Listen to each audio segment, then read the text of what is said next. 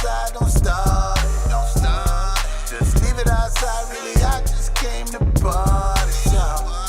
Keep it down in your head, little shawty, go ahead. If we ain't breaking no bread, this ain't my type of party. I don't wanna know if it don't make me smile, make me cry. I don't wanna know if it don't lift me up, don't take me high. I don't wanna know if it gon' bring me down, gon' make me low. I don't wanna know if it don't make no dough. Hey, I don't wanna know. Yeah, I don't wanna know. No, I don't wanna know. I don't wanna know. Yeah, I don't wanna know.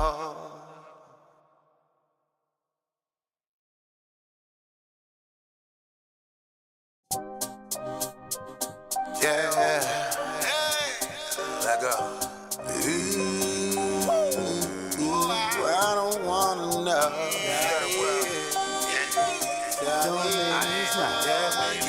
Don't make me cry. Mobile on the beach, y'all. I don't wanna know if it don't make me smile, gon' make me cry. I don't wanna know if it don't lift me up, don't take me high. I don't wanna know if it gon' bring me down, gon' make me low. I don't wanna know if it don't make no dough. Hey, I don't wanna know. I don't care what she did or what he got. I don't wanna know. I don't care how he live or how he not. I don't wanna know. I don't care what you hear, what you know. If it ain't hurting JoJo, it ain't really worth it. I know. I don't wanna waste my time thinking about somebody. Probably play hating on mine, wanna sink me before I got. What's up? Good evening, everyone. And tonight, I guess it is late at night. So I'm working on my podcast voice a little bit better. You know what I'm saying? But welcome to the Vernon Gilbert Show. And don't forget, y'all, if you haven't voted yet, I need y'all to go on my page, scroll down, and please vote for me, Waterboro DJ of the Year. Every vote counts. You know what I mean? I really appreciate it. And you can also vote more than once. Get over there and vote. Today has been a very, very good day. Shot Jody's mic drop yesterday. I don't wanna know, like it's stuck it's stuck in my head, bro. Like the song is so stuck in my head right now, bro. Jody, Jody, you got one with this one, bro. Yeah, I rocked with that one. Like you really done. Oh, buddy. Like I feel like he done tap into a whole nother situation. And if you don't know who we talking about, I'm talking about the Jody King Versatile. The one, the only, the one that been third world. Third world what? It's a third world soldier. Third world Sandlot soldiers. Yeah. I'm talking about that Jody. And matter of fact, man, if you watching this right now, you rocking with the video, you rocking with the situation. Yo, hit that like button, hit that heart button. I'm talking about we want to see them hearts, we want to see them likes, we want to see them jokers blowing. You want to see, tap in. And I'm gonna say, I forgot to say good evening. Good night. A good night. No. Good evening, Bell. Yeah, bro. Yeah. Hey, a good evening on Reese. You know what I'm saying? I'm not sure. Should I say not CBR? Like, you got a lot of handles here, bro. I mean, it's just the different personalities. What was your rank? What as far as in the service? Military. What's your rank? I was a corporal. I made it up a corporal. We got Corporal Reese. Corporal Reese. Shout out to all the veterans. Happy birthday to the veterans. It was Corporal Daniels. Corporal Daniels. Yeah, Corporal Daniels. Corporal Daniels? Yeah, corrections. Hey, yo, remember, I was on my way to sergeant. Now, y'all make sure y'all know I was about to be a sergeant, but, see what had happened was. My mama said that to me one day, and I was like, see what had happened was. I know you about to lie. No, I was going to tell the truth, but we ain't going to talk about it tonight. Well, I mean, it is it's Veteran Month. Yes. Yeah, so, I mean, I was happy belated birthday, man. All my devils out there. But doubles. Well, I want to say anybody and everybody, most definitely the ones that thank you for your service. And now we touching on the whole thing about veterans. I feel like a lot of veterans that might be tapping in, deal with most likely maybe after serving their time and doing what they had to do for our country. You know what I mean? Under whatever circumstances, some of them might be battling and have the challenges of mental health. And mental health is not just white and black. It's a everybody problem. It's not an age limit on mental health. It's not a color. It's children can some deal with mental health. So we don't need to take mental health and shun it as if it's nothing that that can happen. And with our veterans, you know what I mean? They could be faced with a lot of situations where they had to, they served our country. I never been in the military, so I can't say, how they supposed to cope and come back to civilian life and supposed to be like, okay, boom, this is what it's supposed to be. So, you know what I mean? That transition from war to now, it can be a shocker in itself, from going from a lot of noises to quiet and still feeling as if you still are at war. Now, if you know any vets, man, tag them, share it, let them know. And most definitely thank y'all for the service.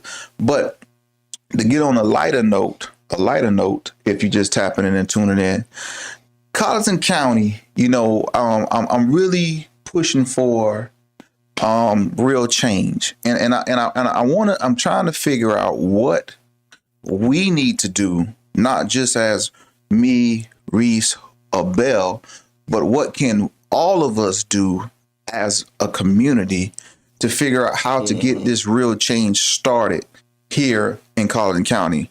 How do we get the everything coming together where we got more things and more activities for the kids to do? We're losing the kids, man. That we're losing the kids, and we real fast. And we cannot put it all on the church. We can't. Yeah, I'm gonna just say that. But go ahead, Bill.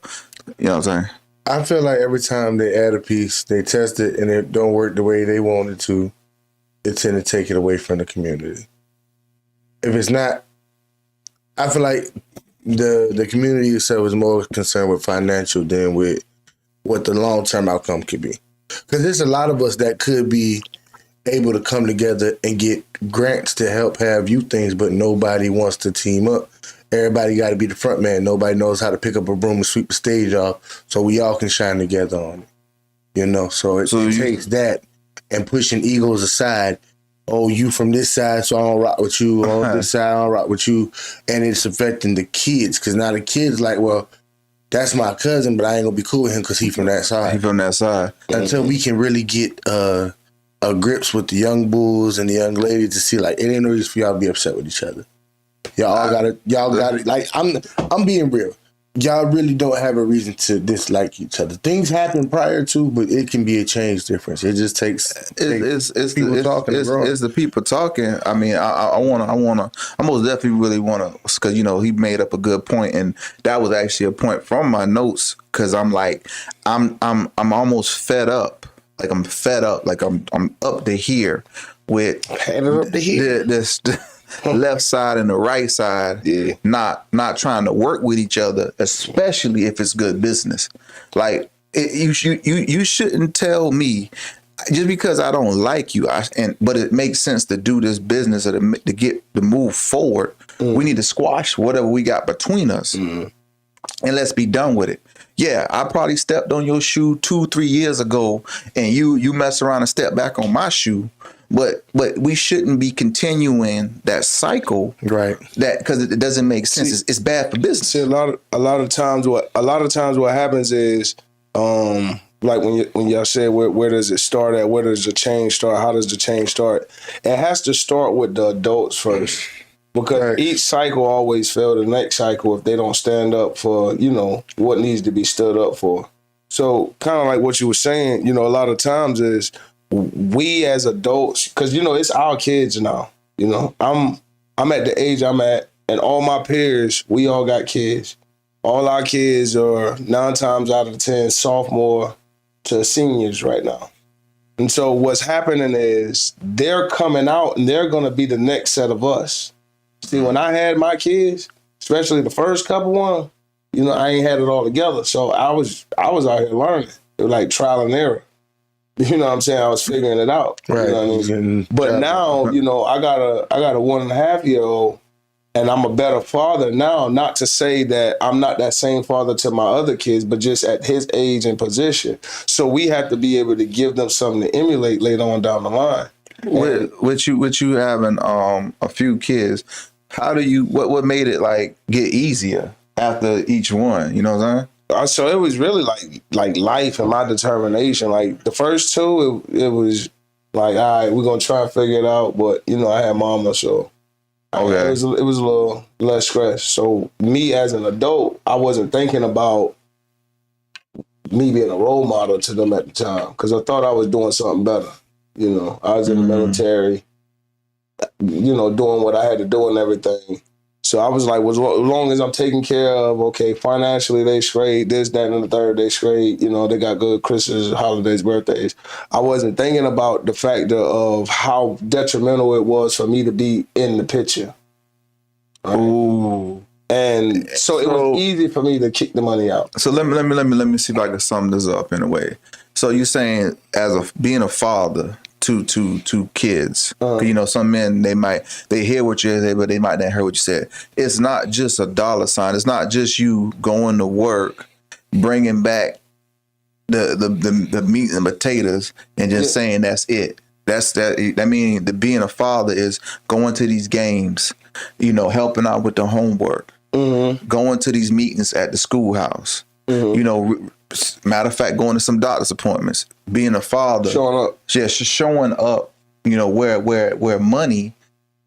Matter of fact, I said this earlier today. I said money can take you places, but sometimes it can't get you in the door. Can't get you in the door. It can't get you in the door. It can get you to the place, but that money can't get you in the door. And sometimes I feel like we as men, we get caught up in what we think money can do. Yeah. And what it can do.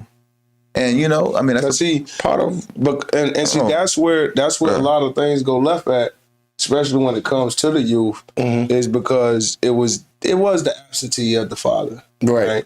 And women, I applaud women. I give women they praises all across the board because the things that they're able to do and capable of doing is, you know, immaculate, right? Ooh. Because they can figure it out and they can juggle it. You know, I saw a post earlier today and it was like, no matter how strong a man is, one thing a woman can do better than him is hold that baby. She'll hold that baby all day. I gotta put her down.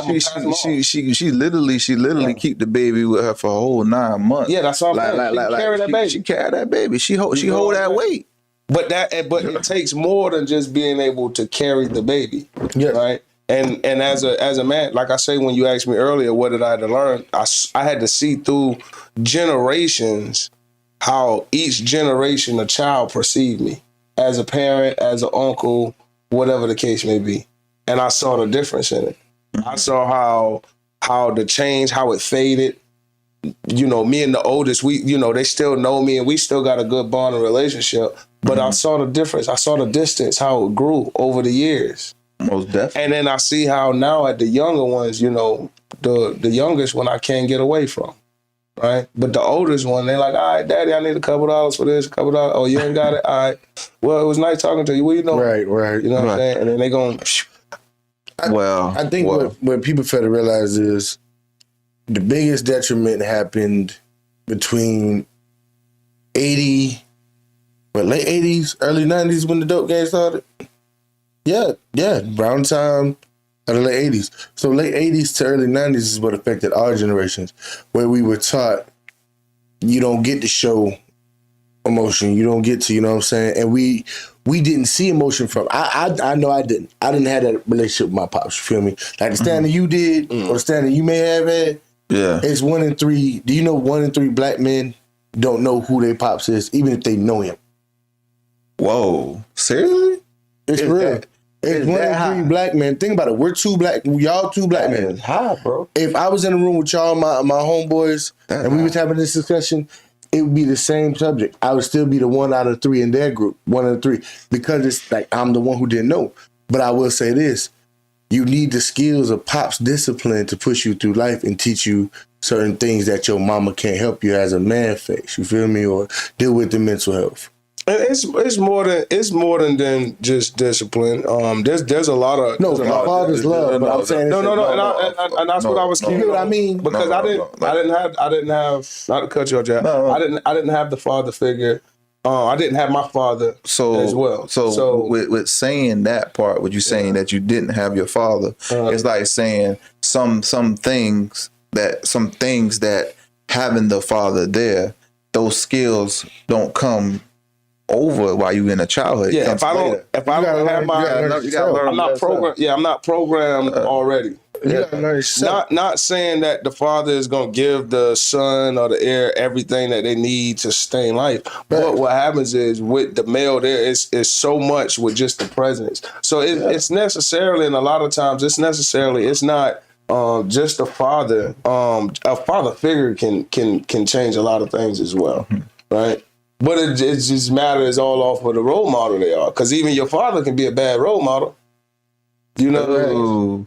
I mean, at the end of the day, even if the father was a bad role model, it still will do the child justice if the father was still present, because still you still learn from good and bad. Yeah, it just messes you up as a person. It just changes you as an individual. It's still very important. Yeah. To like Bell said, you know, some kids don't even know about their father. They know later on it took a father to make them, but they had to go through missing all these holidays as not missing about a father figure in their life. I do want to ask Bell. I know he said he didn't have his father, but did you have a father figure? Like a stepdaddy? You want a yes or no answer that? What kind of yes or no? Because we did not make those amends until I became older. Well, my thing to that is I don't want to go from. I just want to know, like, did you have a father figure in the picture? No. So your moms was single until you was grown. So put it to you like this: I've seen my mother be the muscle for predominantly all of my childhood. Mm-hmm. I didn't see that or even get that with even my step pops at a point.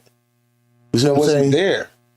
No. Not saying there for you was there a man in the picture when you were growing up? No. 11 up, I had to learn a lot of things and be big brother to my little brother. I had to learn certain things. So when he did come back around and I left, it took a toll on my little brother. You see what I'm saying? He was dealing with a lot of emotions that he didn't get to process. Mm. So not really, no. At a certain age, Pops took bomb. That's all I can tell you. Yeah. So the thing is just to kind of keen on it, and that's kind of like what I'm saying. Like we. So that's just what I'm speaking on as far as when it comes down to the male, because the absence of the male period is what the problem is. Mm-hmm. See, it doesn't have to be necessarily biological, and the only reason why I said that because the father that I put into the ground that I shed tears for as my father was not my biological father. Yeah. And one thing I can't say is that I didn't have a father figure, because that man instilled a lot into me. But it was just the only thing was I knew he wasn't my father.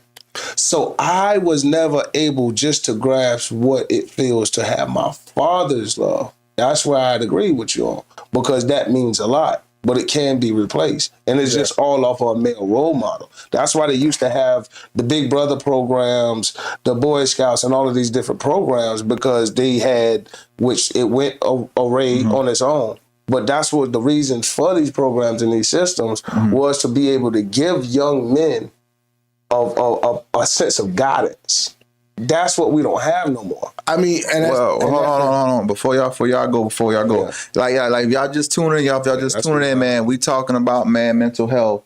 And if you have anything you want to chime in or talk to us about with the situation, the phone lines are open, and your engagement, you know what I'm saying, helps this algorithm. So we need y'all in the comments. We need y'all chiming in, and we gonna most definitely give shout outs. We gonna give shout outs in the comments tonight. Most definitely. We calling y'all out because we need y'all in them comments and getting this engagement. Most definitely. I think I saw a little something. Oh yeah. And let's keep it going. And I want to also thank everyone that's watching now, because I don't know if no one knows, this thing does not grow, it does not get no bigger without y'all. So without y'all, there's no us. So I gotta most definitely say, I gotta say thank you for being a part of this changing platform that's here locally in Collin County. You know what I'm saying? We trying to go worldwide with it, and with you, it is possible. Possibility. It is possible. And we most definitely gonna switch it up with the gears a little bit. We're gonna get back to talking about, with community and what it, we know that the father is also a very important part of the situation. But what else could we probably figure out? What else is something else that we might need more? You might need the churches to do more outreach. Well, you need schools to breach this conversation. Sisters in Action, Big Brother, or boys, the young men, the men need to come back. Yeah, boys. So what was the dressing up, taking them out, teaching them etiquette classes, taking them to restaurants, showing young people how we can be classy and not have to be the the stereotypical person that they define us as, no matter what color. They had everybody in there. Oh wow! They had everybody in there. So you saying so this type of program? This is a program where it's like Boy Scouts and stuff like that. Yeah. So there's we need more programs for like outreach programs. Are you talking about yes? But I feel like if we do it, man, I feel like these kids want to be able to have fun. We need more things for these kids to do some fun stuff. We do, but we have got to instill knowledge and wisdom too. We can't just we're fun. But what did you learn from me? So I want to say fun. But what did you gain as a tool that you can carry with you? So I can teach you how to change a tire. I can teach you how to change some oil. Yeah. I can teach you how to change some spark plugs, and that be a skill that you can take with you. But what happens? Let me tell you, because what happens is, and I got to go back to what I was saying earlier, the man, right? And I say that because if Waterbell threw a community field day right now, right? Guess what's going to happen? You're going to have an abundance of women bringing kids to a field day. Guess what? There is nothing there but that. Like how you just said, nothing but fun. What did you learn? But when you have the man involved, right? When you got a lot of guys, these same guys that these kids is emulating, you got to think about it. We got to address the elephant in the room.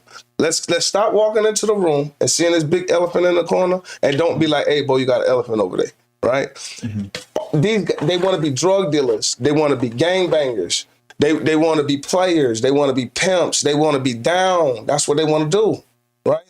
The only way to show them is the ones that feel like, hey, you know what? This ain't the route. All of these, the ones that got a record, the criminal records, that them been locked up for gangbanging, for selling dope, and out there on the streets, that don't reform their life and change. That's what changes the community. Men coming together and protecting the community like we should have been. We lost track of that. No, so now ripped away from us. Hold on. My bad. I ain't mean to. No, I heard what it said, and it was ripped away. What you say? We what? We had it ripped away from us. What do you mean ripped away from us? He know. As far as the things that we know the history. They don't even want to teach it no more. No, they try. So what we need to do is we got to change that. We can't keep trying to teach the kids about, not saying that it don't matter, right?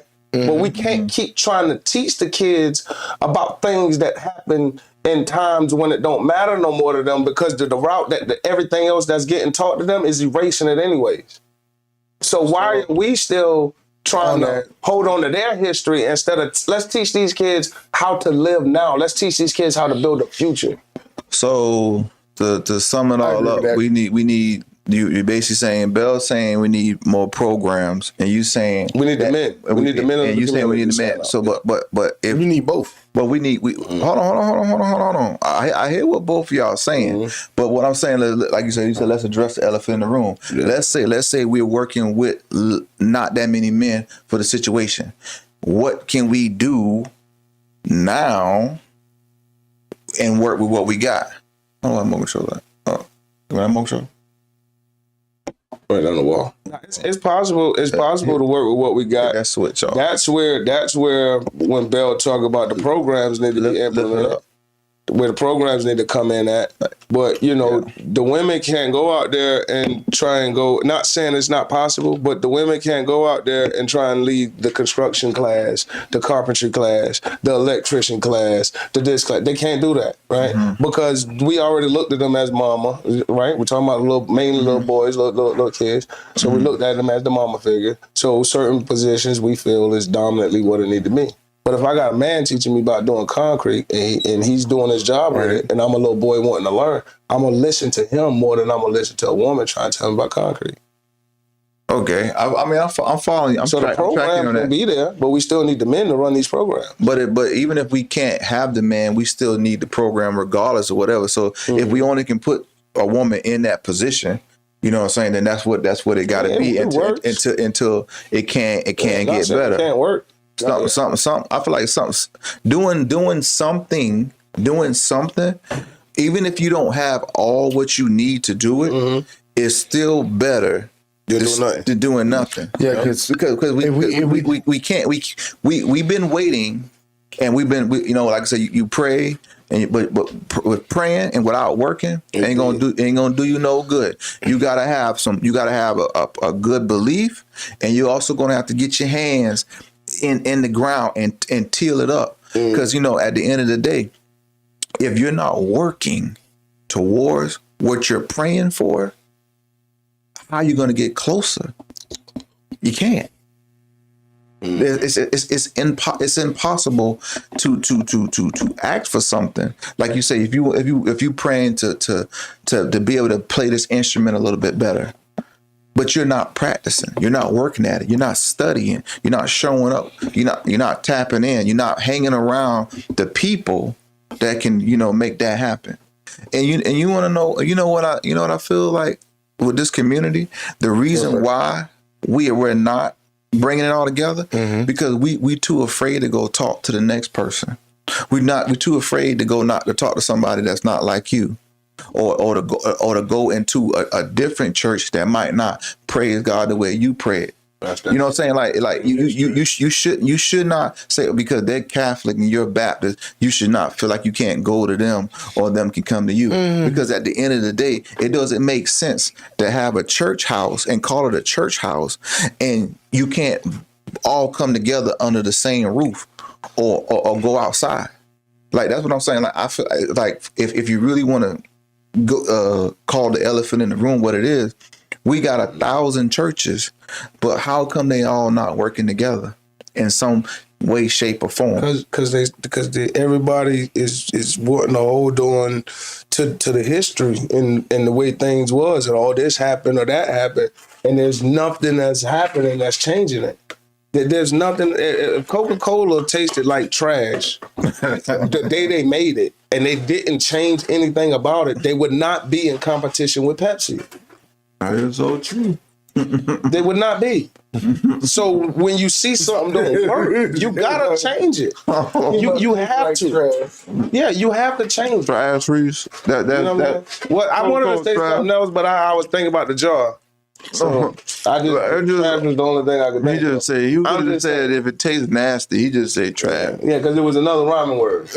Yeah, we was gonna use rhyming words tonight. Well, jar words you mean? I'm not gonna ask you what the word is because I have a feeling I already know. But yeah, I mean, so that's the thing. Like we say we blame people blame all sorts of things for reasons for things being what it is. And I mean, it's just us as individual people. It's just so messed up, bro. Like, you know, and it's like, we can't, that's the elephant in the room. You know what I mean?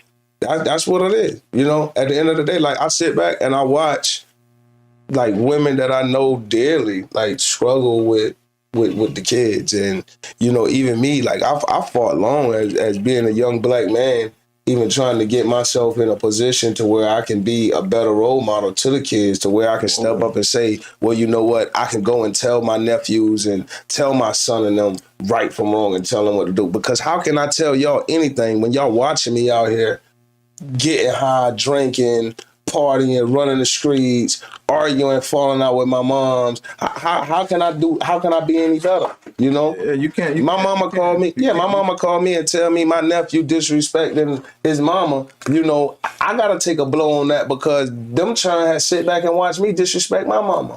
And I'm somebody that they see that they emulate, and that's a role model. Like that, you know, I'm gonna have to say that you know, it's you can't do that. Like, the only reason why you can't do that is because you have to lead by example. Boom, yeah. I only can tell you but so many times, you know, you need to do better or you need to speak a little better.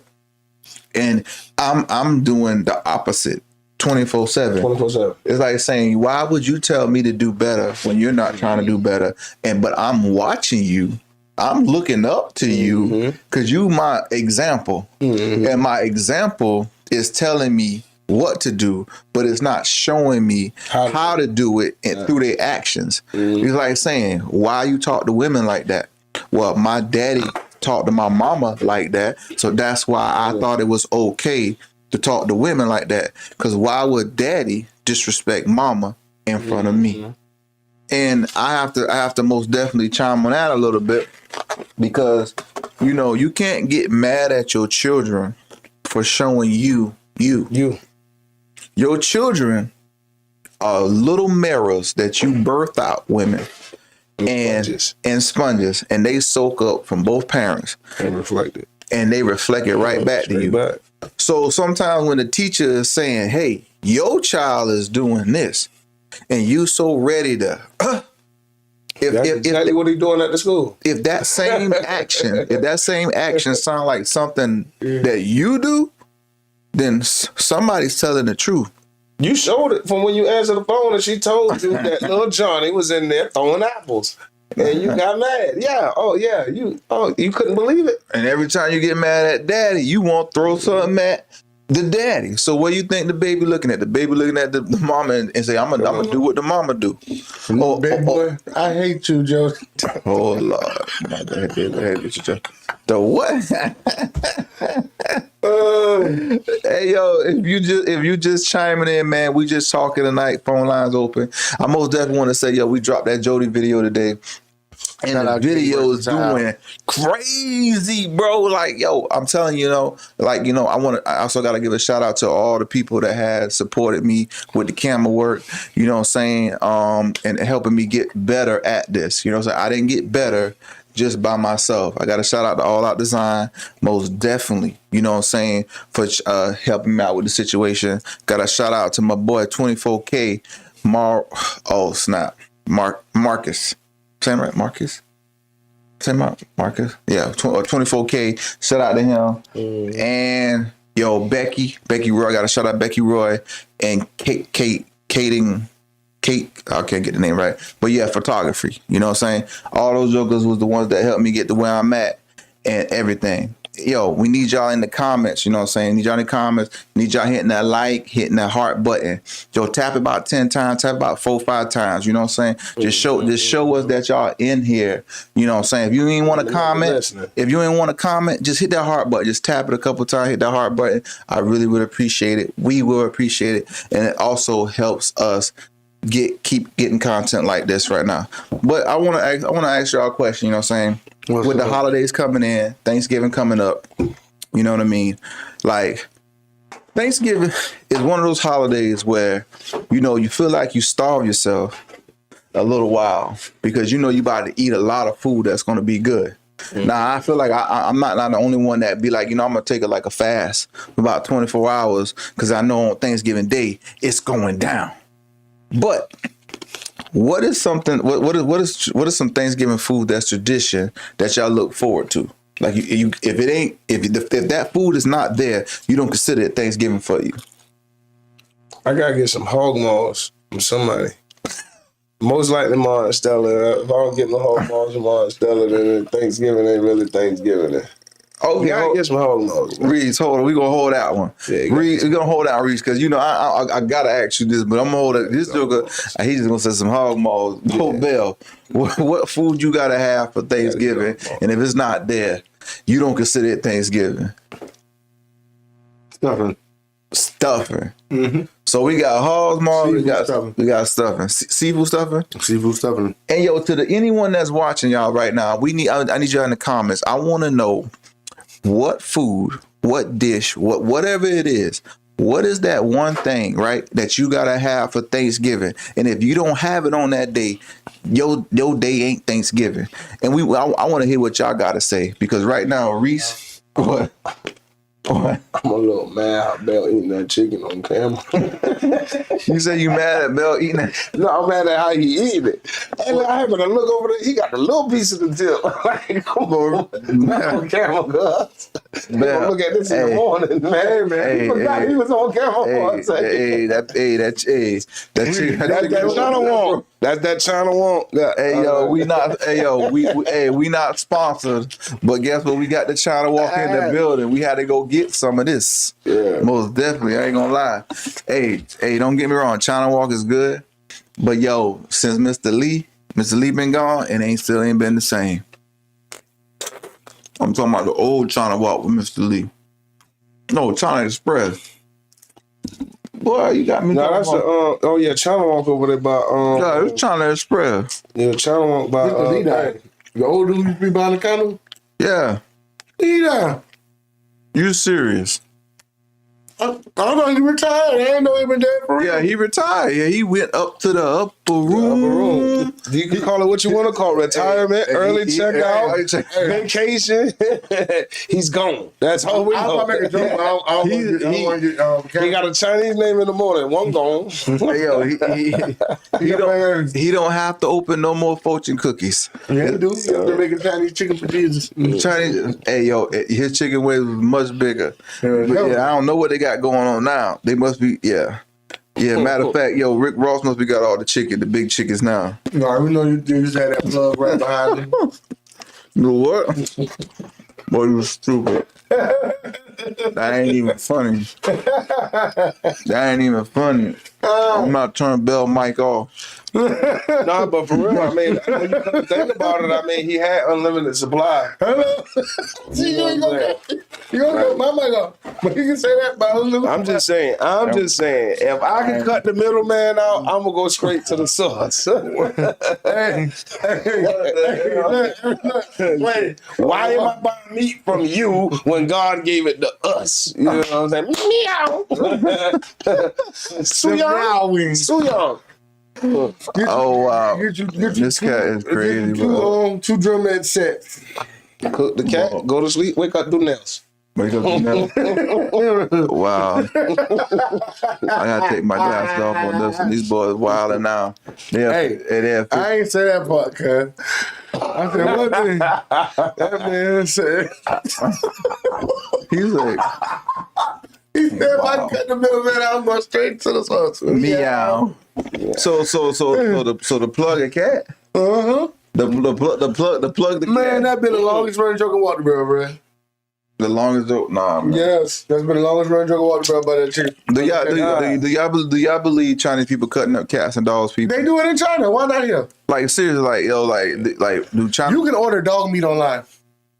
An American farm. I mean, they say that's what started coronavirus. Somebody had some bat mixed with a pig or something like the bat bit the pig or the pig. We supposed to be on top about man mental health. Hey, first of all, we not gonna skip over this. Y'all talking about y'all started this talking about the Chinese people cutting up cat and dogs over here in the United States and putting it in a situation. This is in America right now.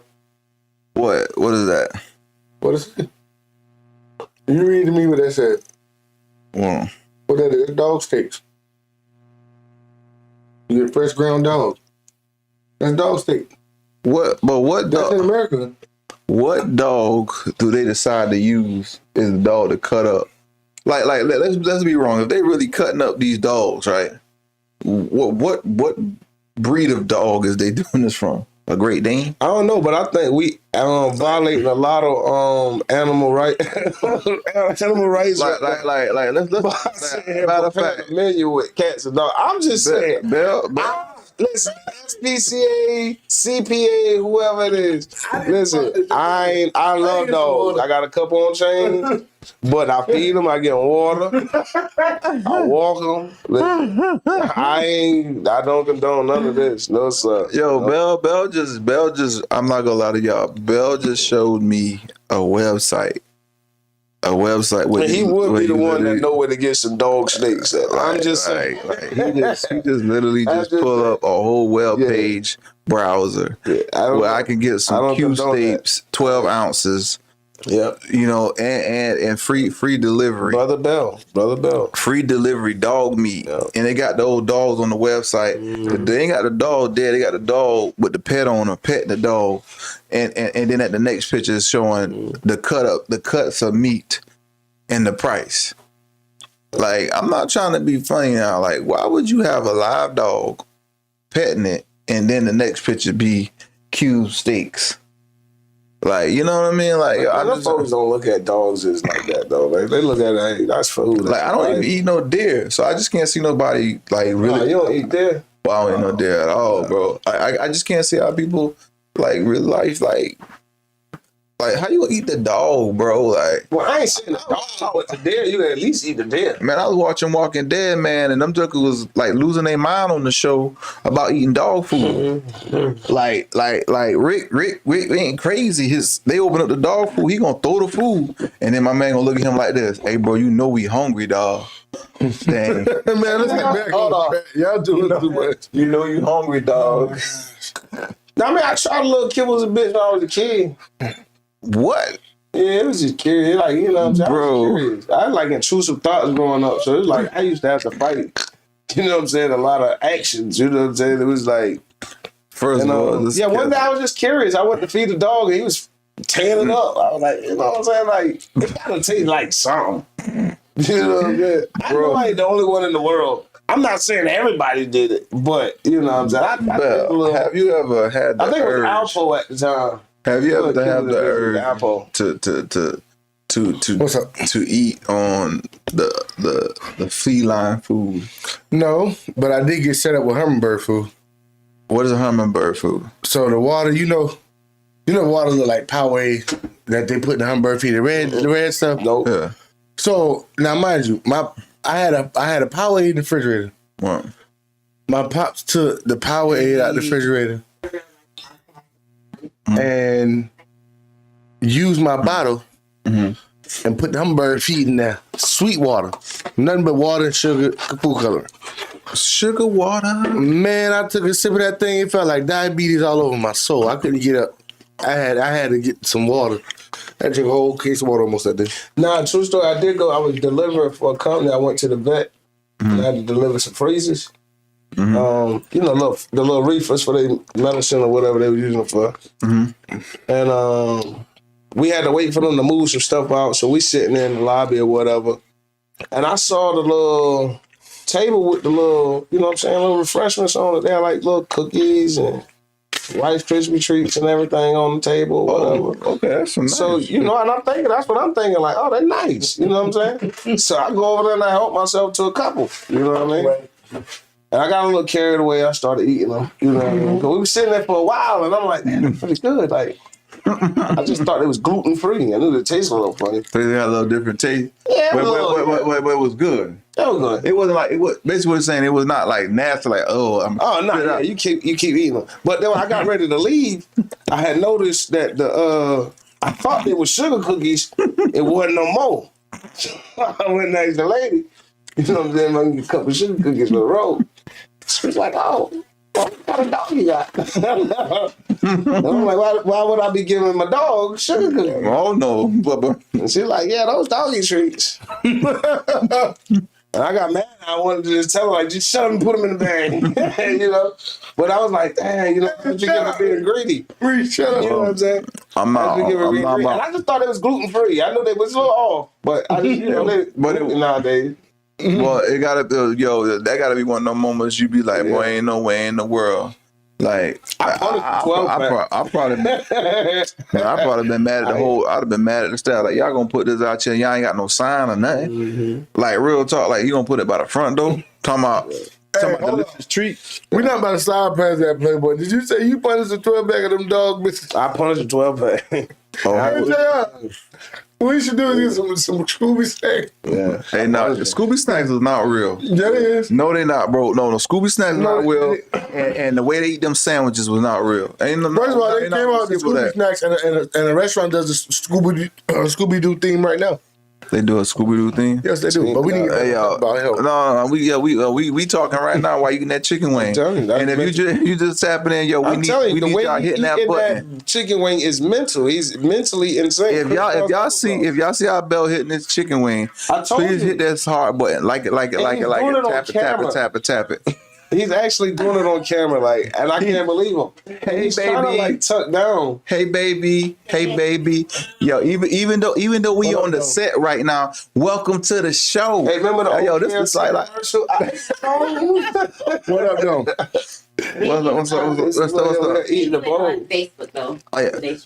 And YouTube. We on YouTube too. Facebook and YouTube. Share the link. Oh yeah, that's how we operate, bro.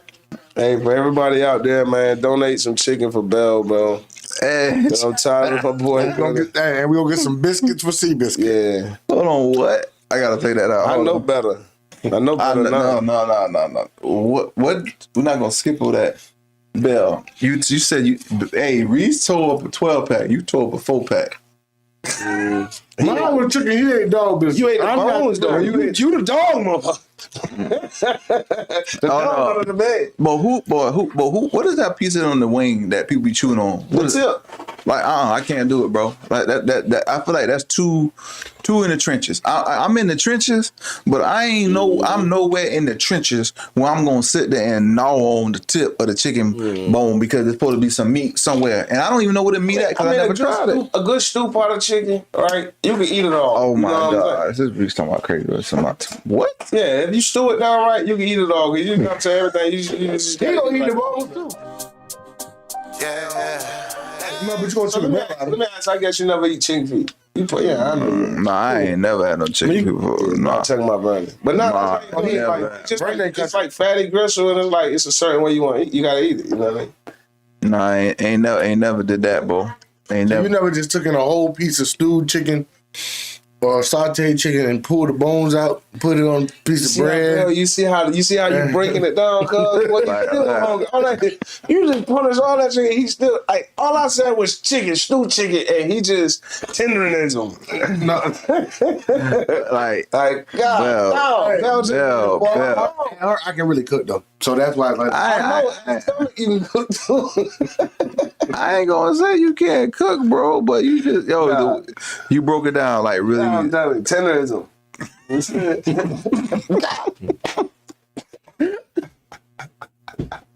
Hey, bro, no comment. Yes, sir.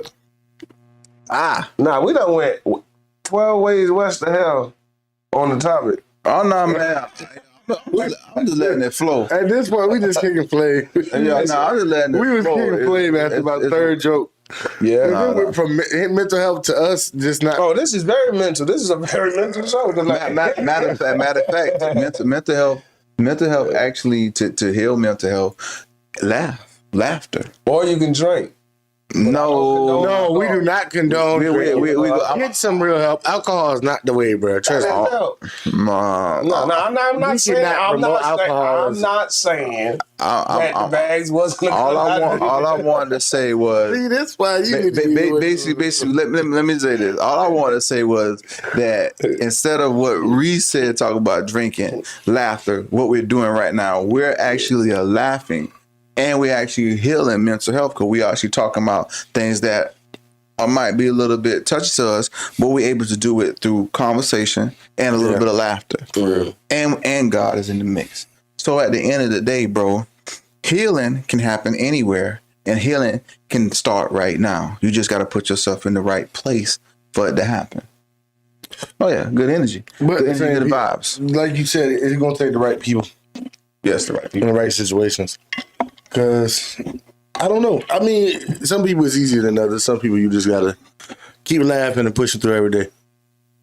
And get help if you need help for real. Don't like I get he made the joke about the drinking. Don't resort to that because it'll be the easiest way for you to not. No, I was Not, like you trust me. The only reason I say that, all jokes aside, the only reason I say that is, a lot of times mental health, speaking since it's, mental health in men, you don't know what mental health in men looks like because a lot of times they're not going to show it.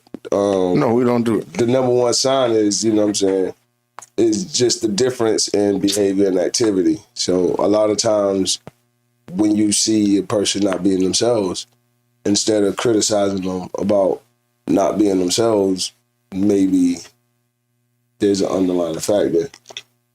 But alcohol definitely, just coming from like I said, once again, I don't condone it, but a lot of times when people do deal with mental health, they try and find a way to cope with it.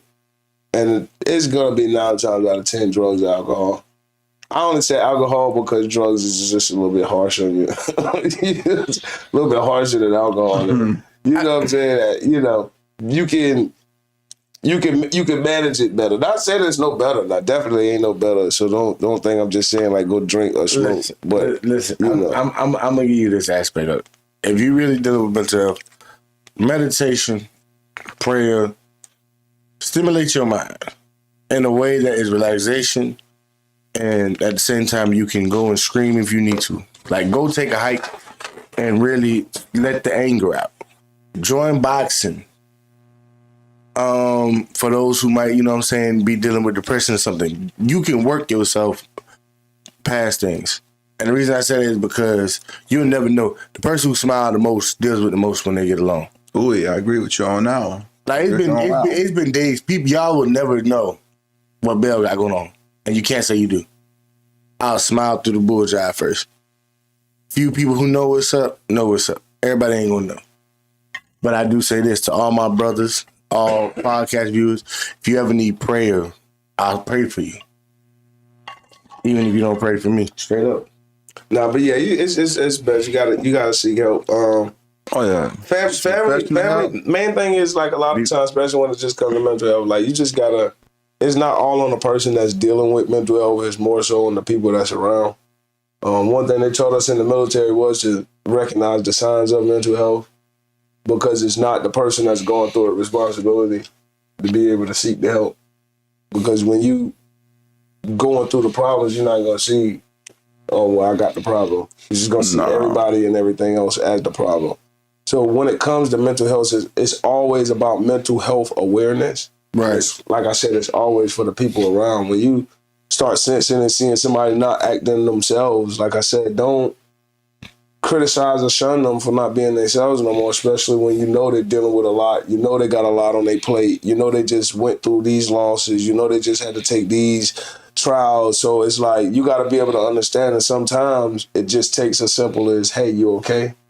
And they'll say, yeah, but you can look into their eyes and see that they're not okay, but you got to be willing to want to fix it. You got to be willing to want to help that person out. I can ask you if you're okay just because you're looking sad and moping. And then when you say no, then it's like, all right, back to business.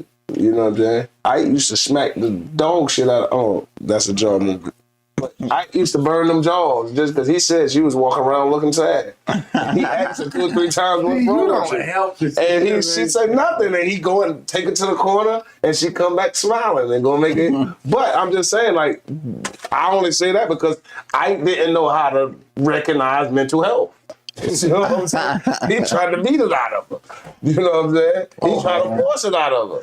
Hey, Reese gonna feel the job tonight. That's about 2 jobs. No, I'm just saying. So a lot of times you don't recognize the signs within the person that go through mental health. So your approach to the situation is really just a slap in the face. You know, when I first came home from the military, just prime example, like it was just so much that was going on. I didn't really understand. I couldn't really process it. So, there was the drinking and, the smoking and the partying. And that was all, the joking, just trying to have fun. That was really just to mask the pain.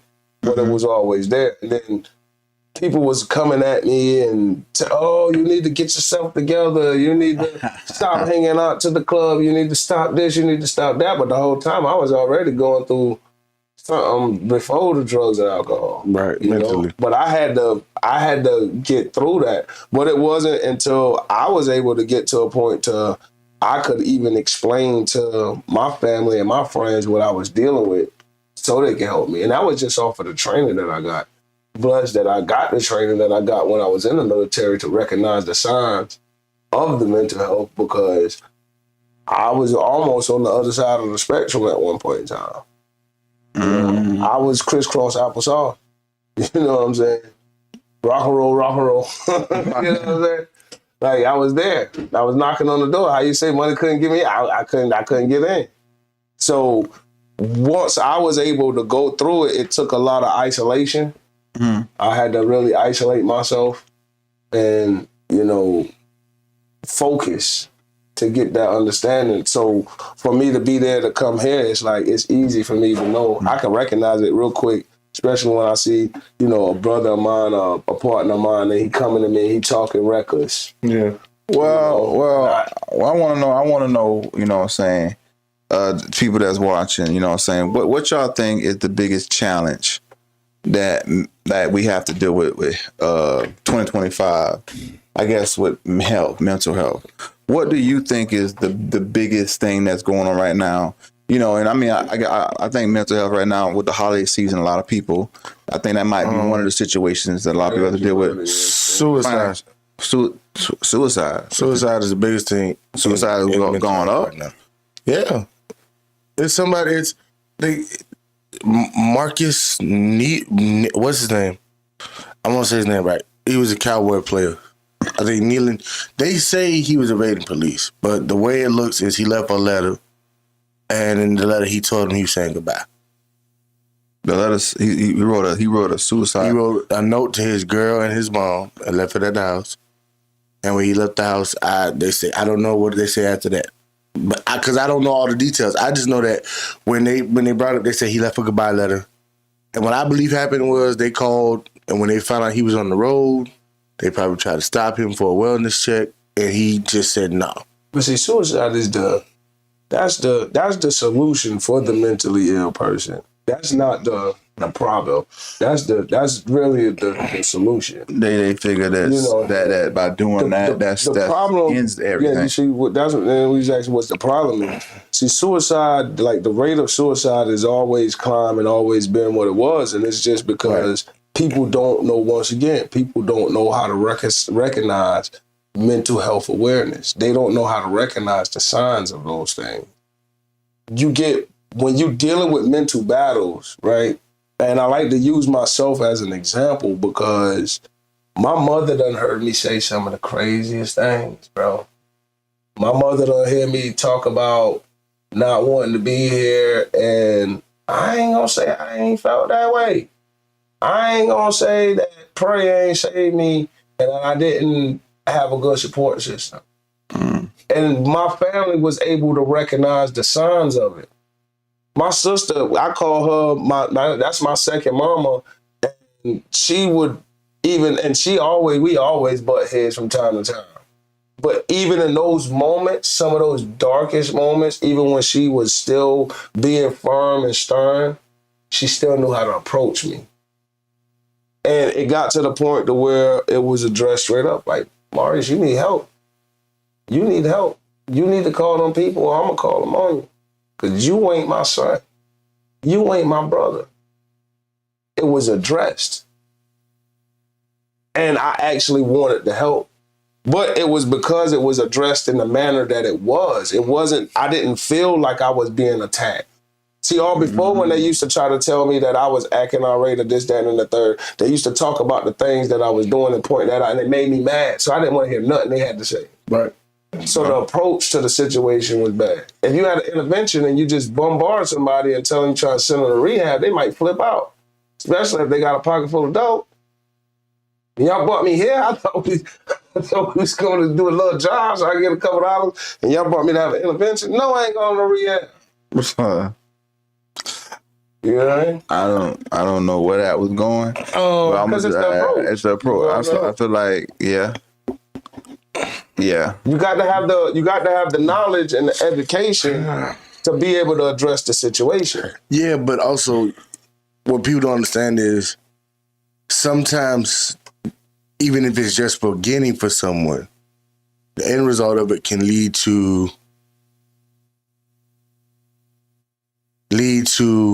situations going bad for people. Like I get what you're saying that the signs have to be there, but what about the ones who don't show the signs? The signs is always there. I feel Because I'm telling you this now. It's been people you would. I'm telling you. You didn't been able to recognize the signs. Hey, I guarantee you. What could you say? Hold on. Let me say this. To what Bell just said and what you was about to say. I feel like you say, signs are always there. It's just like you might can't see them at that moment. You know what I'm saying? You might not be as close to that person, or you might haven't picked up on what's going on. And even with myself, y'all sometimes feel like, Vernon Gilbert is holding it all together. But Vernon Gilbert has a lot of pressure going on to keep putting out this, and that. To make sure that I keep putting out a good product of content and make sure we putting out consistency, and we also are highlighting and showcasing a lot of positive, because right now it's so easy to do the negative show. And right, I'm not going to say that I ever not have thought about doing the negative show of being that person that's always bashing and always just on here trash talking, like using this platform as something to get the views, to get the likes, but to get them by talking down on somebody. And that could have worked, but it might not last. I'm here trying to build something that's going to last. So what I'm trying to say to you, what Bell is trying to say right now is the signs are always there. They're always there, and they're screaming, but you might can't hear them. That's why you gotta really tap in. So I'm asking this question. What? Oh yeah. Speaking truth. Can you tell when I've had a day where I'm at that point? Yeah. If I haven't spoken to you, nah. But if I've spoken to you, yes. If I've spoken to you, like I heard you on the physical phone. Matter of fact, like if you want to be technical, you know what I'm saying, I could tell through a text message if one of y'all is a little bit off. If you text me in a crazy way, I'd be like, you know what, boy, I don't know what's going on with my man, but something ain't right. You know what I'm saying? Once again, like I said, because it was one of the comments, and she said that, that's Auntie right there. She said mental health matters. Suicide is rated higher in men, and that's true. Which goes back to what I was saying. I want to put on stats. A lot of times, what happens is when you don't recognize the signs, is because it's just the lack of attentiveness. People can get so caught up in themselves and they're not thinking about the next person. That's so quick to all about life. Yeah, that's what I'm saying. You can get like that, and just going through the motions, like you don't recognize the signs, but the signs is always there. When a person is walking around and they're thinking and they have a mental health issue, especially when it comes to suicide, they're not trying to tell nobody or show nobody that they want to commit suicide, but everything else they do is going to show and scream it. You're going to see it. If you see a person that you knew care about this, that, and the third, and now he's walking around all happy and go lucky, but he don't get his hair cut no more. He don't care how he dressed no more. He don't care about this or that no more. Yeah. Like, bro, something wrong with him. It's all off of how much do you care about him to try and find out. There's been people that have testaments on how, on both sides of the line, to where they've stopped somebody from committing suicide, all because they stopped and initiated a conversation. I can vouch for you on that one. And you might not think that you just saying, hey, how you doing? Are you okay? You just saved that man life. You don't even realize you took in that little bit of time break. And we talking about for the men, you know what I'm saying? Because I feel like women get that comfort, that embrace. They got a good comfort system, and because it's the truth, fellas. And until you said address the elephant, let me just walk it out in front of the crowd so they can applaud. It's the thing of men's mental health will never be taken the way women's and children's are. I'm not trying to say women's and children's mental health don't matter, but whereas a woman can instantly be told, be comforted. You see what I'm saying? It's not easy for us to open up about our emotions, for one, especially being black men. And for the men in general, it's like the minute we're told we're safe, somehow it ends up not being safe no more. Somehow, some way. And why I got y'all attention, if y'all just getting here, we just talking about mental health. Matter of fact, we talking about everybody mental health, and also what it's going to take to bring Colleton County and shine a new light. And if you're here, you know what I'm saying, participating in this video, we would love if you could hit that like button, that heart button, and matter of fact, and drop, you know what I'm saying, something that y'all probably had to battle with mental health. Or if y'all got a special prayer, you know what I'm saying, drop your favorite prayer in the comment, you know what I'm saying, that way it can touch and share to somebody else. So one of the follow-ups on the comments, which was saying, piggybacking off of what Bell was saying about men's mental health, it's like women and kids' mental health get kind of noticed more. And one of the reasons why is because men are men. Like, we're supposed to be protectors, providers, all of that. So when it comes to mental health, we're going to protect and provide. Well, I'm not going to let my family know and my people know that I'm falling apart on the inside. Because if they look to me to steer the ship and I'm over here panicking, then they think we're going down. So I got to stay calm. If everybody is panicking, then who's going to keep us straight and narrow? So as a man, it's my job I'm the captain. I got to go down with the ship, Yes. And like I said, once again, guys, I'm speaking from pure experience. I don't want nobody to feel like, and it's open discussion or whatever. But what I'm saying is not just something that I read. It's not a statistic. It's not something nobody told me. Like, I was on the verge. I contemplated suicide. I got to the point to where I almost wanted to do it. It got to the point to where I almost was there. People, right? But what happened was, a lot of times in those moments, I always found myself. Listen, let me tell y'all a true story. My homeboy, Concept saved my life. I went to Vontae and I told him, man, we always chilling. Everybody know how things go. Vontae saw something was wrong with me. He saw the way I was living. He saw the way I was moving. And I was going through what I was going through, and I mustered up the strength after prayer, and I went to Vontae. I said, you know what? I'm going to turn to my homeboy, and I'm going to see if I can get my homeboy to help me. And I told Vontae, I need you to take me to Charleston, cuz.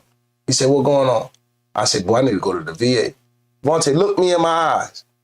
Said, give me a minute. Cuz grabbed his keys, put on his shoes, and we was on the way to Charleston. And I was at a point to where I didn't want to cry and turn to nobody. I just wanted to go do what I needed to do. But it was the song was still calling me. God wasn't ready for me yet. That's the only thing I can give it to. Right? So it taught me for even more to have a more in-depth look into what suicide, not just mental health, suicide, right? And the things that I was battling was out of my control. Some of it was just past trauma, but then some of it was just mental. It was that click that was there. So it was like my brain couldn't process what was real and what was paranoia, what was love and what was hate. My brain was working against itself. I didn't have no control over it no more. And I saw it. And like I said, once again, one of the main things that saved me was the training that I had from the military, because we have to look out for our brothers. So we have to see these signs. I used to have to stand fire watch at night, and my job was to make sure that nobody is trying to kill themselves. Damn. I got to stand there and I got to watch a dude that's on suicide watch. I don't know if he's suicidal, homicidal, or what. You know what I'm saying? But my job is to watch him and protect him all night. If he wake up, he need to talk. That's my job to talk to him. Mm-hmm. He wake up, he need whatever. That's my job to do that. You get what I'm saying? So I was that close with it. So I was able to, you know what I'm saying, help myself in a sense. And I sought help though. A lot of times people don't seek help. I sought help. That was the key turning point in my life. Was I sought the help that I needed.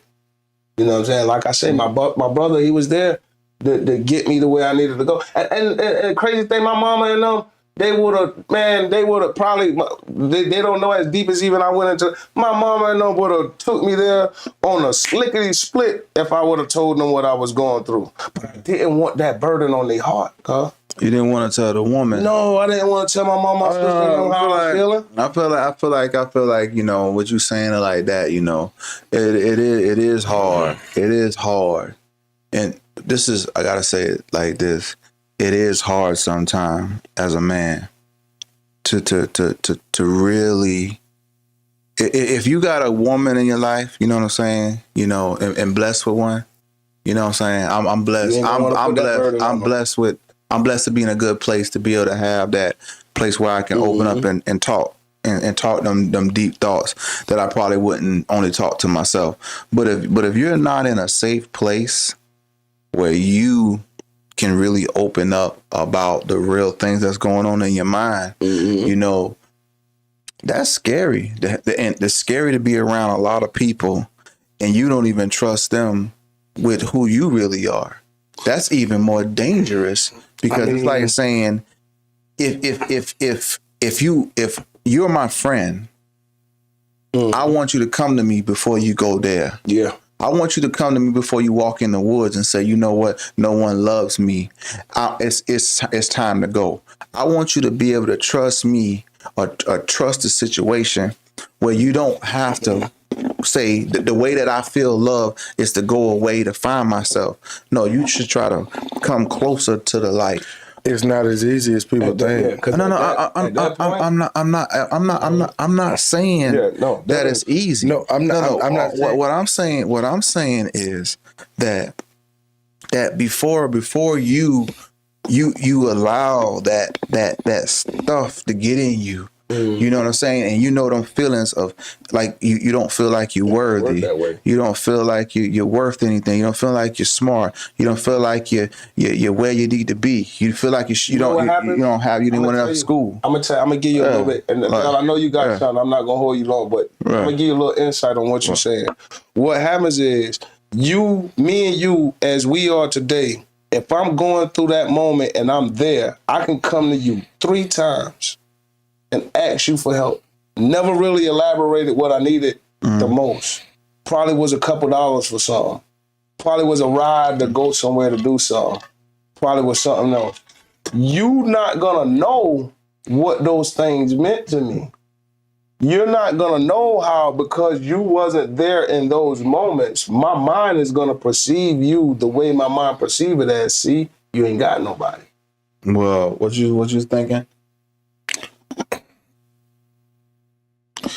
If it was truly that easy to honestly say I can confide in anybody, whether my woman, whether my mama, anybody but God, about how I truly feel when it comes to those thoughts, it'd be a lot more saved lives. Because as much as we wouldn't wave 4 fingers or cry SOS, it would be one jar tonight, fucking telltale signs all throughout a man's house. We don't feel safe in this world of existence. I don't care who you are. At some point, every man has had a moment where they feel like they don't want to exist. And if you can tell me you haven't, then you're lying. That's normal. I think a lot of I think everybody go through that. But this is the difference. Yeah. A man has to go through those things 9 times out of 10 alone, bro. Even if you feel, because you don't feel like you can, even if you're safe with her, sometimes it's not easy to show that fucking emotion. Excuse me, too. It's just that in you where I'd rather deal with it on my own. Because the minute I expose this weakness to her, when is it going to come back? What if we get down the road and because I told her I have these thoughts, do she stay with me and feel safe enough to have kids? Well, it's even because some people take it deeper than what you tell them. Yeah. If you tell them you having these thoughts, I'm having these issues mentally, they look at you like you're a different person, that you can't be helped. And that's the main thing that people don't open up and confide, is because I don't want to be looked at as weird. I don't want to be looked at as crazy. I don't want to be looked at this, that, and the third. So I'd rather refrain from even taking a chance. From even taking a chance. Yeah, no, yeah. I'm gonna tell you, I was looking at, now this is one of the things that I was looking up. This is stories of other people's endurance. There was a few people that survived jumping off the what is the Golden Gate Bridge, Brooklyn Gate Bridge out there in Brooklyn, the big bridge. Oh, There was a couple people that in history that attempted to commit suicide and they survived. Right. So they jumped off and end up surviving. What the hell? They go there. They got to go to a mental hospital after that. Yeah. But this is just the thing about it is though. Once recovery, each person that spoke, the minute they leaped over that guardrail, it was an instant feel of regret. Like they didn't want to have jump again. I promise you, I know why. No, and I'm telling you, God honest truth, bro. It's an instant, like they live to be able to tell that. You see what I'm saying? And the reason being, and I'm gonna tell you, and once again, I don't know how close people be to the gun, but all I'm gonna say for lesser words was, I know how close I was. Right?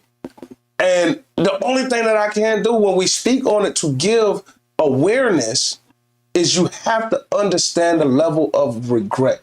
That's why a lot of people struggle with it and do it. They don't have the strength to do it. Or actually pull that triggers. You don't have the strength to take your life all off of because of the simple fact everybody wants to live, man. You want to live so bad that you're willing to die for it? Yeah. You don't want to die. You want to live. But you're afraid.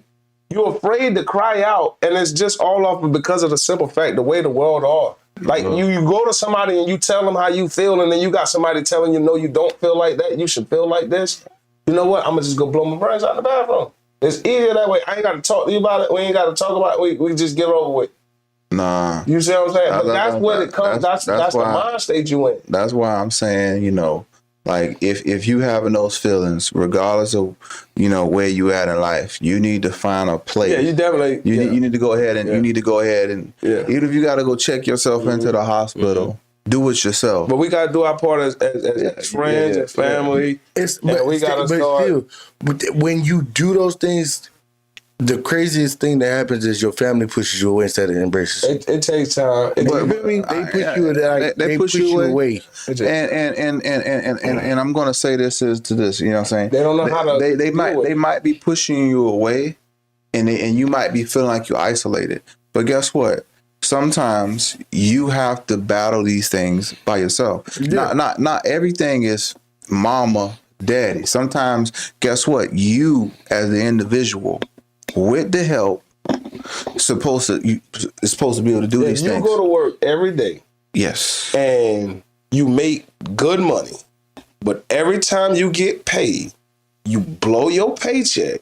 And then your mama you go come to your mama and daddy from Monday through Thursday again to ask them for gas money to get back and forth to work. They got every right to tell you to stop blowing your money. Right? Now, just if you go to work and you take care of what you got to take care of and you fall short and you need help and you turn to your mama and daddy and you ask them to help you out and they tell you the same thing, now we got a problem. I see it's a difference. I see the difference what you mean. Yeah, it's a difference, right? And the way you put it so smooth because people don't understand it like that. Let go. I don't wanna know.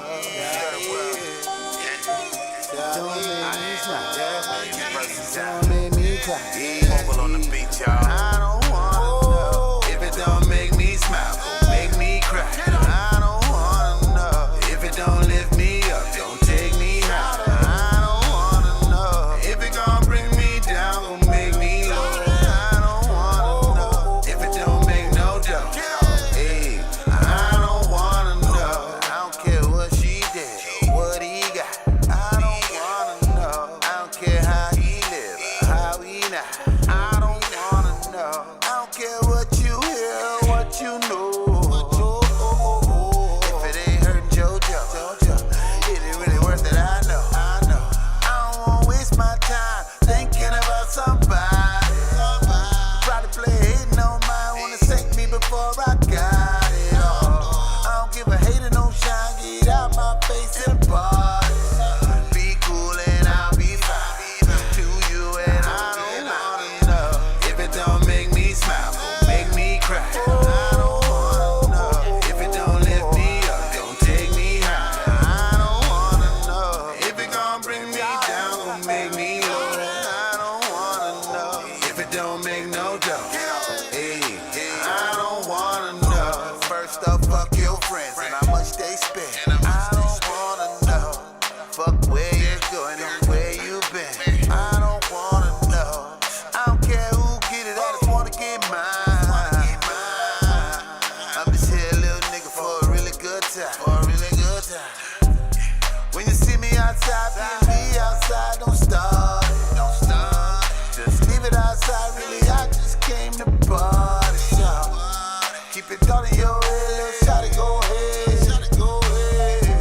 If we ain't breaking no bread, this ain't my type of party. I don't wanna know if it don't make me smile, make me cry.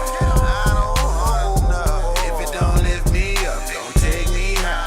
I don't wanna know if it gon' bring me down, gon' make me low. I don't wanna know if it don't make no dough. Hey, I don't wanna know. Yeah, I don't wanna know. No, I don't wanna know. I don't wanna know. Yeah, I don't wanna know.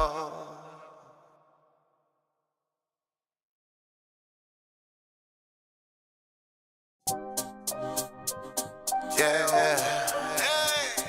let go.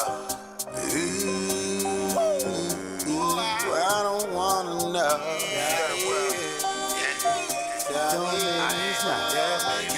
Don't make me cry. Mobile on the beach, y'all. I don't wanna know if it don't make me smile, make me cry. I don't wanna know if it don't lift me up, don't take me high. I don't wanna know if it gon' bring me down, gon' make me low. I don't wanna know if it don't make no dough. Hey, I don't wanna know. I don't care what she did or what he got. I don't wanna know. I don't care how he live or how he not.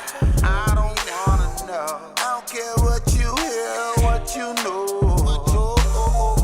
If it ain't hurting JoJo, it ain't really worth it. I know. I don't wanna waste my time thinking about somebody. Probably play hating on mine, wanna sink me before I got it all. I don't give a hater no shine, get out my face and party. Be cool and I'll be fine to you, and I don't wanna know if it don't make me smile, make me cry. I don't wanna know if it don't lift me up, don't take me high.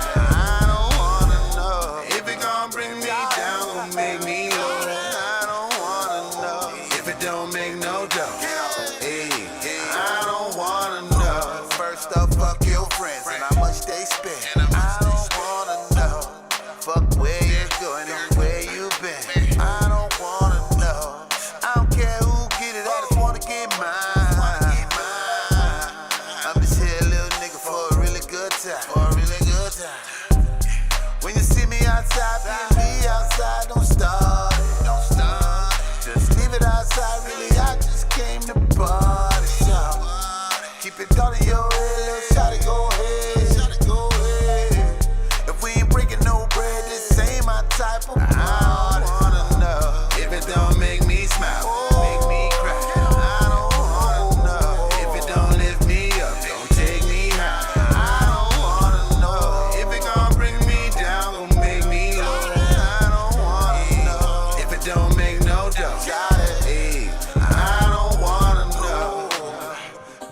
Yeah, I don't wanna know.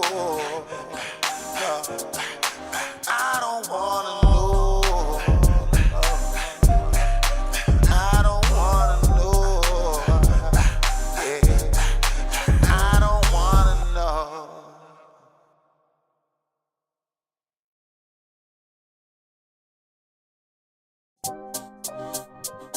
Yeah, let go. I don't wanna know.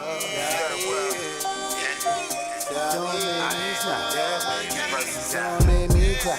Mobile on the beach, y'all. I don't wanna know if it don't make me smile, make me cry. I don't wanna know if it don't lift me up, don't take me high. I don't wanna know if it gon' bring me down, gon' make me low. I don't wanna know if it don't make no dough. Hey, I don't wanna know. I don't care what she did or what he got. I don't wanna know. I don't care how he live or how he not. I don't wanna know. I don't care what you hear, what you know. If it ain't hurting JoJo, it ain't really worth it. I know. I don't wanna waste my time thinking about somebody. Probably play hating on mine, wanna sink me before I got it all. I don't give a hater no shine, get out my face and party. Be cool and I'll be fine. To you and I don't wanna know if it don't make me smile, make me cry. I don't wanna know if it don't lift me up, don't take me high. I don't wanna know if it gon' bring me down, gon' make me low. I don't wanna know if it don't make no dough. Hey, I don't wanna know. First up, fuck your friends and how much they spend. I don't wanna know. Fuck where you're going and where you been. I don't wanna know. I don't care who get it, I just wanna get mine. I'm just here, little nigga, for a really good time. When you see me outside, be outside, don't start it. Just leave it outside, really, I just came to party, y'all. Keep it all in your head, little shawty, go ahead. If we ain't breaking no bread, this ain't my type of party. I don't wanna know if it don't make me smile, make me cry.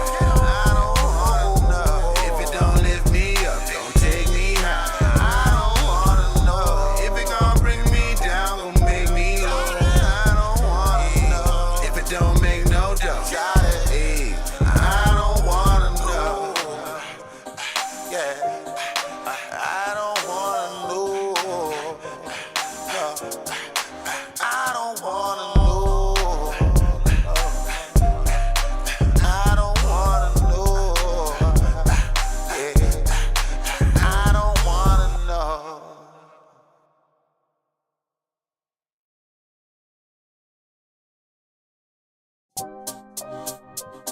Yeah, let go. I don't wanna know.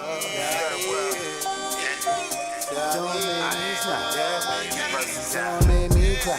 Mobile on the beach, y'all. I don't wanna know if it don't make me smile, make me cry. I don't wanna know if it don't lift me up, don't take me high. I don't wanna know if it gon' bring me down, gon' make me low. I don't wanna know if it don't make no dough. Hey, I don't wanna know. I don't care what she did or what he got.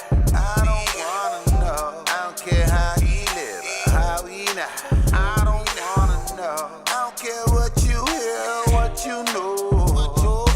Even gotta brag, all I gotta do is count. I don't care what niggas did, nigga, what you doing now? Everybody have emotion, everybody flesh and pound. I got trap money, all these bitches choosing now. Everybody around me loaded, nigga, we can shoot it out. One call to the plug, he gon' send them bitches now. Everybody have emotion, everybody dumping pounds. What you want, just swing my dope. If you need it, then I got it. Yeah, I got it for the low. You can make a stupid profit. Tell me what you tryna scope. Ain't no limit on the product. I'm a trapping ass nigga with the plug to the socket. If you catch me in your hood, I be everywhere the money be. If you tryna get some pay, nigga, you should come and fuck with me. I don't really like to brag, but I gotta pump my shit. Nigga, grab the money kinda so I can count that shit. I just got another load in. She tryna fuck, I'm tryna dump a couple bowls in. I took a risk and lost it all on some bullshit. Free my nigga Billy, put me back in motion. You know I'm about to go in. Money, get that bag, all I do take paper routes. I don't even gotta brag, all I gotta do is count. I don't care what niggas did, nigga, what you doing now? Everybody have emotion, everybody flush your pounds. Yeah, I got trap money, all these bitches choosing now. Everybody around me loaded, nigga, we can shoot it out. Call to the plug, he gon' send it to me now. Everybody have emotion, everybody pound. We got frequent motion like the waves that's on the beach. If you're looking for the best, then I'm the one you're tryna see. All I do is flush and dump and hustle, my life for repeat. I got players all in motion, water, microwave on 3. Told my bitch to put it in a bag, everything on me. I work my wrist inside that porridge, baby, all is profit free. I'm the plug best friend, got me feeling like I'm dog. Had to learn from all my losses, and that shit made me a boss, huh? Dreaming about that money, phone ringing all in my sleep. You can pull up to the spot or you can pull up by the tree. That can rent some police like we playing hide and seek. Friend that make it to that E, nigga, all we do is eat. Ay. That money, get that bag, all I do take paper routes. I don't even gotta brag, all I gotta do is count. I don't care what niggas did, nigga, what you doing now?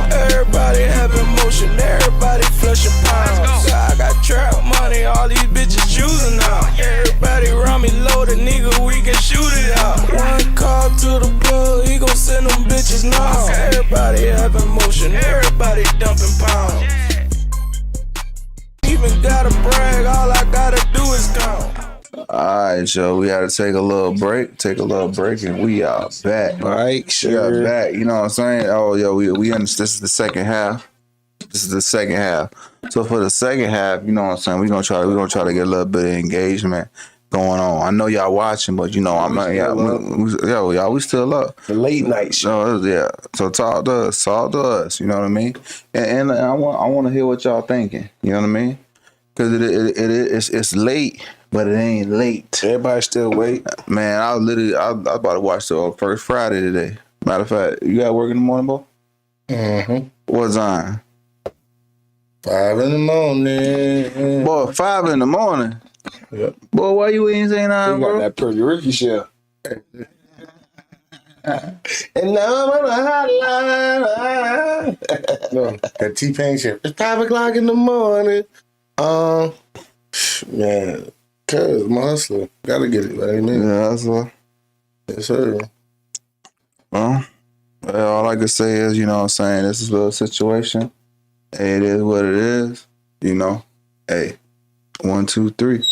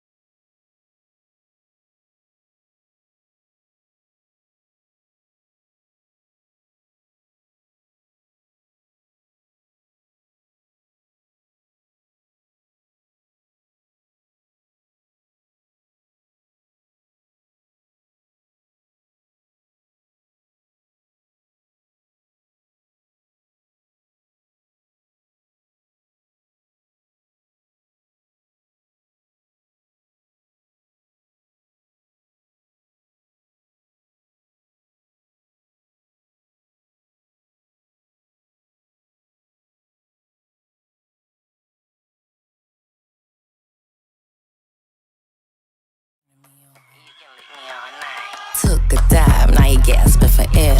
Drowning it, cause I really don't care. Pussy so pretty, juicy and fat. You can flip me on still looking from the back. You pussy eating monster licking on me. You're licking so good, make a bitch wanna scream. I'm pulling on dreads when you're making it throb. French kiss nigga, get on your job. I said he took a dive, now he gasping for air. If he dies, then he dies, cause I really don't care. Pussy so pretty, juicy and fat. You can flip me over still licking from the back. Pussy eating monster licking on me. You licking so good, make a bitch wanna scream. I'm pulling on dreads when you're making it throb. French kiss nigga, get on your job. Now give it to me, give it to me right. Lick me baby, lick me all night. Say give it to me, give it to me right. Lick me baby, lick me all night. Say give it to me, give it to me right. Lick me baby, lick me all night. Say give it to me, give it to me right. Lick me baby, lick me all night. You can lick me all night. You should lick me all night. You can lick me all night. Why don't you lick me all night?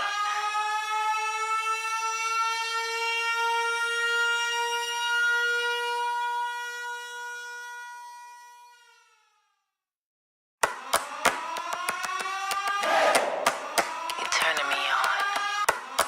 Yeah, you're turning me on. Turning me on. Taste me, put it in your mouth. Heard it's sweet, can't wait to find out.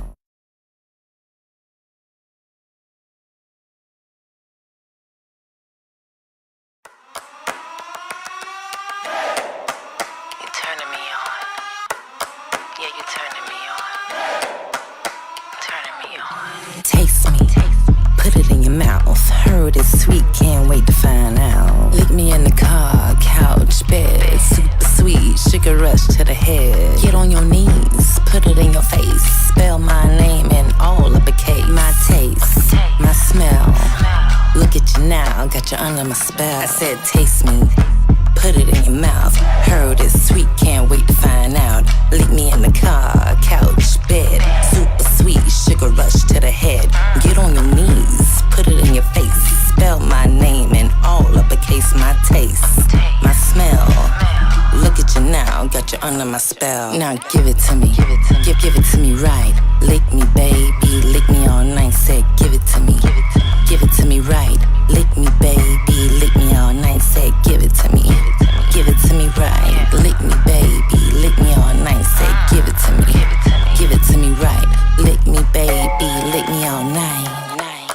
You can lick me all night. Turning me on. You can lick me all night. Turning me on. Why don't you lick me all night? You're turning me on. You can lick me all night.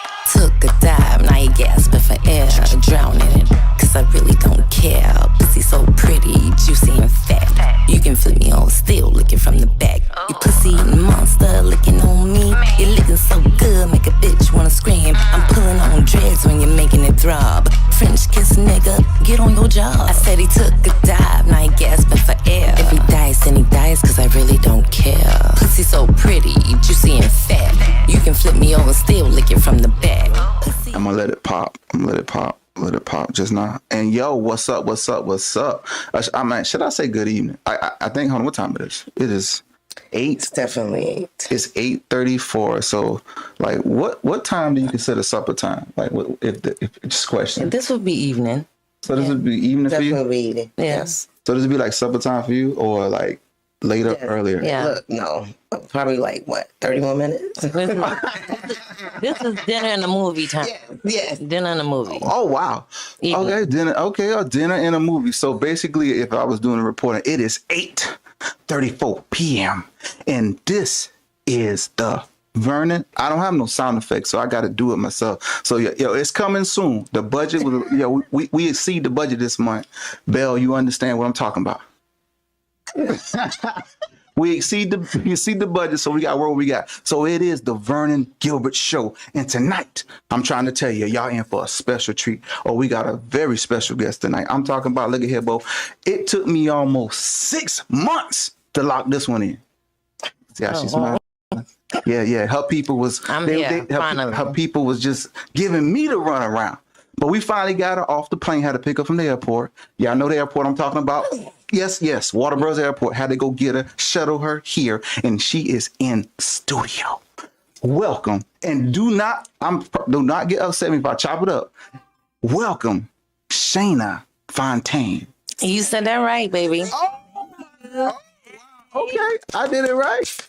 Well, Three snaps. We snapping tonight. And yo, please, I need y'all in the comments. So y'all know, y'all already know how this work. Without the comments, we need the engagement to keep this thing flowing. If y'all got questions, or y'all just want to just say hey or good evening, just put it in the comments, and we also gonna read them and give some shout outs too, because we got some special guests. Now, I see that you brought someone with you. Now, I would like you, if you don't mind, to introduce your special guest, because it's yours. All right. Well, sitting to the left of you, that is my mentor, my friend, and she's my model coach. Her name is Pasqua Jones Nelson. How you doing? How you doing, baby? Nah, you said mentor. You said mentor. Now, how did that started? Wow. Well, I got to go back to go forward, but she helped me when I was in a really bad place in my life and helped me get into modeling. Modeling. Yeah. Like what, like what type of modeling, We do fashion shows and we travel all around the low country and other places and we do fashion shows. Definitely. Yeah. Now, how long you been doing the modeling? I want to go a little back now. I want to know. My son is 24. Ooh, okay. My son is 24. He came to me with it. He was like, Mommy, how can I be on television? How can I do this? How can I do that? So that's when, look, don't let me get into my age. MySpace. MySpace. Hey, well, you trying to make me? I feel a little old because I still got my MySpace account. What you talking about? I still got access. Yes, I had dread back then. So I started to look on MySpace, and after that, a little after that, Facebook was started. So, look, between Facebook, Google, and all these social media platforms, I made it happen. I made it happen. Now, fast forward a little bit to now. How did you meet this young lady through the journey? Well, I was at... we were at a painting. Yes, we were at a painting. I was doing a painting gala for a young lady. Shout out to her. And she introduced me to her. She came up to me. I don't know. She can tell you more about that because we do get emotional about that. But she can tell you a little bit more in that because she stayed in the sidelines for a little while, because I didn't know. I did not know. So when you say mentor, it's a lot. It's a lot because you never know when somebody's going through something. And I didn't know. I did not know. So she can actually elaborate on that. Okay. You have the floor. Well, like I said, I have to go back to go forward. Yeah. So we're going to start from the beginning. All right. My name is Shayna Fontaine, and I was born with right side hemiparesis. So that means that I was born, I had like a brain injury during birth. And so that means that I'm partially paralyzed on the right side, my entire right side, hand, arm, legs, toes, everything. And I'm from New York. I was born and raised in Harlem, and we moved to the South when my parents split up, and then my mom moved me and my brother down to the South. So that transition from living in the city to the country and then having family separated, I was just really homesick and, just really feeling like, family life is just not what you want it to be. And I got bullied, picked on for my skin complexion, of course, my disability and my dialect, everything that they could figure out to, Bully on. bully you on. And so I hated everything about being here, except for when I went to the football game one Friday night and I saw the most beautiful thing a 10-year-old could ever see. It was the Band of Blue. And I was like, oh my God, that's it. Because I actually was born into music. Okay. My dad used to do music back in his day. He used to be a up and coming MC, scratching on the, mixtables and all that. And he was such a Prince fan that my birthday is actually a day before Prince. Get out of here. Yeah. My grandmother's birthday is the day before mine. So that's June 5th, June 6th, June 7th. And then my dad's is June 10th. So us having that connection. All that. Yeah. Prince's birthday is June 7th and mine is June 6th. No way. Yeah. That's all I wanted to say. Yeah. But he was such a Prince fan. And he had his album come out 2 days after I was born. So I was already blessed with the gene or the love for music just straight out the womb.